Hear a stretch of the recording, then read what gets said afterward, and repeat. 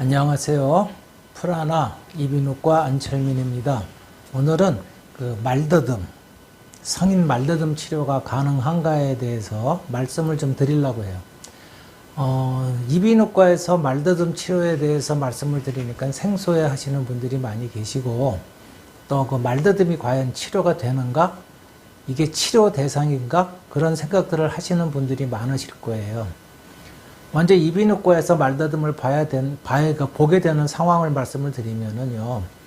먼저 환자분들이 그 목소리가 잘 안 나온다, 말이 할 때 말이 막힌다, 또 목이 조여요. 이렇게 목이 꽉 조여서 말할 때 힘이 든다든가 그런 증상을 호소하면서 오시는 분들이 많아요. 그런데 그분들이 스스로 이제 말을 더듬고 하시는 건 알고 계시는데, 그 목이 조이고 말할 때 막히는 부분들이 말더듬, 질환에 의해서 오는 것인지를 잘 모르는 경우가 의외로 많습니다.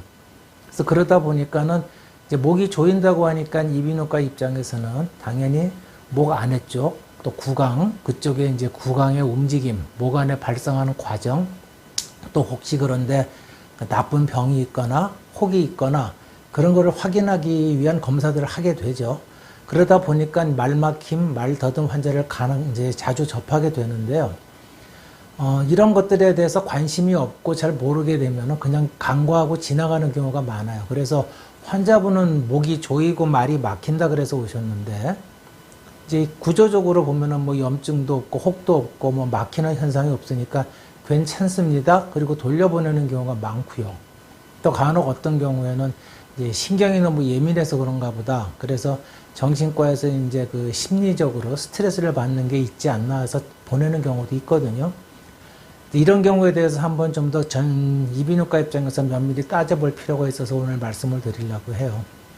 그러면 말더듬, 말막힘이 과연 치료가 될 수가 있느냐? 결론부터 말씀드리면은요, 아직 이 병의 원인을 정확히 알지는 못해요.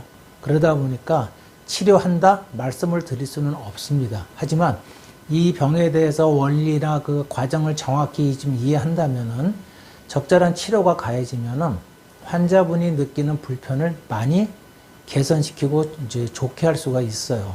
말 더듬 자체는 이게 좋아지지는 않지만 스스로 말 더듬는 것을 푼다든가 조절하는 게 훨씬 쉽습니다. 그러면 이제 이 병이 나타나는 원인을 먼저 살펴봐야 되겠는데, 아직까지는 아까도 말씀드렸듯이 원인을 잘 모른다 그랬어요.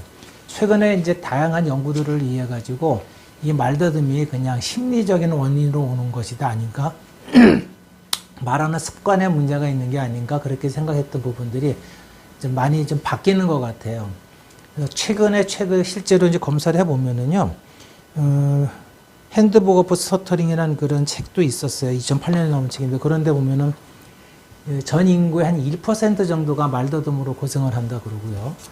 또 여자들보다는 남자들이 좀 더 서너 배 많은 걸로 돼 있어요. 근데 이거는 저널 오브 보이스 스피치, 랭귀지 앤 히어링 리서치, ASHA라는 그런 데서 확인을 주로 하게 되는데, 거기 보면은 그런 과학적인 그 근거들이 나와 있는데, 그러다 보니까 생각보다 많은 인구들이 말더듬, 말막힘으로 고생들을 하고 있거든요.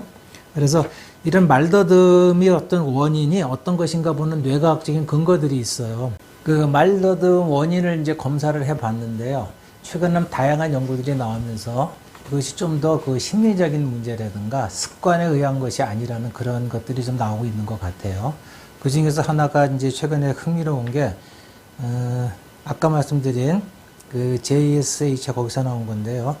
그 저널 오브 스피치 랭귀지 앤 히어링 리서치라는 그룹에서 나온 논문에서 나온 건데, 말더듬 그룹하고 말더듬 짰는 그룹에서 뇌 활성의 패턴 차이를 확인을 해봤더니 차이가 있더라는 거예요. 그러니까 실제로 사진을 찍어서 보니까 말더듬이 있는 분들은 그 말더듬이 없는 분하고 비교해서 뇌에서 일어나는 움직임이 다르다는 거예요. 이것을 보고 실제로 말할 때 그런 기능들이 어떤 신경에, 뇌에서 어떤 기능에 문제가 있지 않는가 그렇게 의심들을 하게 되는 거고요. 그래서 치료도 그런 쪽으로 많이 요새 좀 들어가고 있는 것 같습니다. 실제로 말더듬, 말막힘이 있을 때 증상이 느끼는 것은 가장 문제가 말이 막히는 거예요. 그리고 말을 때 더듬게 반복되는 것들이 많죠. 이런 것들이 남들과 대화를 할 때 흔히 말하는 유창하지가 않게끔 말이 나와서 상대방으로 하여금 불편하게 하고 내 스스로도 말을 자연스럽게 이어나가지 못하기 때문에 스트레스를 많이 받게 되고 그런 상황들이거든요. 그래서 이런 것들을 개선하는 약이나 그런 게 있으면 좋은데 아직까지 정확한 뇌의 기능을 알지 못하기 때문에 거기를 해결하는 그런 약 같은 건 없는 걸로 되어 있고요. 하지만 이것이 어린아이들에 있어서는요, 치료가 상당히 잘 되는 편이에요. 특히 이제 3세경부터 보통 말더듬이 나타나는데 방치하지 않고 일찍 치료를 하게 되면은 그 2차적인 심리적인 스트레스 같은 게 없는 상태이기 때문에 말하는 패턴을 바꿔주게 되면 뇌 기능도 같이 바뀌어줄 수가 있게 되거든요. 그래서 쉽게 좋아지는데 성인에서는 이미 굉장히 오래된 시간을 고착돼서 오기 때문에 뇌의 기능이나 뇌로 인해서 오는 말하는 습관, 신경, 기능, 근육들이 다 이미 고착이 되어 있어요. 어떤 방법으로. 그래서 그것을 바꾸는 게 쉽지가 않아요. 그래서 이런 것들을 치료하는 방법이 가장 이제 효과적인 게 아직까지는 언어 치료인데 그 언어 치료가 현재까지 나와 있는 방법은 크게 세 가지입니다. 첫 번째는 그 완성 치료, 유창 형성하는 것이죠. 말을 좀 부드럽게 하고 천천히 하면서 말을 부드럽게 이어나가도록 하는 것. 이것은요, 일종의 음성 치료랑 굉장히 유사합니다. 실제로 저희가 이제 그 말 막히는 환자분들을 검사를 같이 해보면은요, 처음에 오셨을 때 말 더듬 말 막힘으로 오셨지만 이런 분들이 발성 기능에 대한 테스트를 같이 해보면은 굉장히 경직돼 있거나 발성 호흡이 약하거나 발성할 때 상부 근육이라든가 경부 그쪽에 많은 힘을 주고 소리 내는 걸 알 수가 있어요. 흔히 이비인후과에서 말할 때 발성장애, 근긴장성 발성장애 그런 경우가 많고요. 또 2차적으로 성대의 결절이나 폴립, 부종을 갖고 있는 경우가 굉장히 대부분이라고 볼 수가 있어요. 그래서 그거를 해결하기 위해서 이런 말더듬 치료가 아닌 음성 치료를 많이 유도를 하게 되는데 음성 치료를 하면서 성대에 보톡스 같은 주사도 놓게 되고 음성 치료를 하면서 소리내는 기능을 강화시키는 그런 치료를 하게 되는데 이완시키고 부드럽게 하고 그러면서 2차적으로 말막힘이나 말더듬이 좋아졌다는 사례들이 굉장히 많습니다. 저희 입장에서는요. 그래서 일단은 그런 경우가 있을 때 이 언어 치료에서 말하는 완성 형성 치료를 하면서 음성 치료에 대한 발성 장애, 음성 질환에 대한 개념을 같이 보셔서 치료 같이 병행해 나가는 훨씬 더 좋은 효과를 볼 수가 있고요. 두 번째 치료 방법은 수정, 조절 치료라고 하는데 여러분들이 기존에 많이 하고 계시는 방법입니다. 결론 치료의 목표는 뭐냐면요.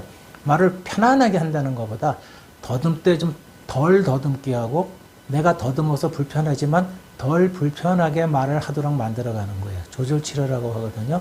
상황에 따라서 그런 기능을 만들어가고 또 반복하는 연습을 하면서 자기 스스로가 적응하고 익혀나가도록 하는 그런 치료 방법이 되겠습니다. 그리고 세 번째가 이제 정신과에서 사용하는 인지행동치료라고 하는데 이건 이비인후과에서도 많이 쓰고 있습니다. 저희 이비인후과에서 귀를 치료할 때 이명 같은 게 있을 때 귀에 울림이 있으면은 인지행동치료 개념을 이용해갖고 이명을 없애는 치료를 하게 되고요.